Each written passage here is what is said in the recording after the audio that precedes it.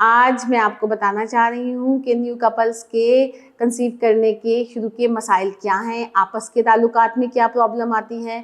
मैं आपको यही बताना चाह रही हूँ कि शादी के बाद फ़ौरन ही जब आप पानी का इस्तेमाल कम करते हैं, डाइट में चेंज आता है, तो सबसे ज़्यादा प्रॉब्लम आती है यूरिन इन्फेक्शन की।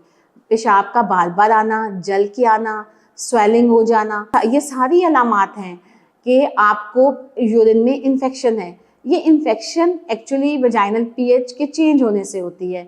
जो ही आप पानी का कम इस्तेमाल करते हैं, आपस में ताल्लुक़ रखते हैं और अपनी हाइजीन का ख्याल नहीं करते, तो सबसे पहला सिम्टम जो डेवलप होता है वो यूरिन इन्फेक्शन है। और 90% न्यूली मैरिड कपल इसी चीज़ को फेस कर रहे हैं। तो फिर मेरी बात पे ज़रा गौर करें और अपनी पानी का, दूध, पानी, लस्सी का इस्तेमाल ज़्यादा करें, जिससे आपका ये मसला हल हो सके।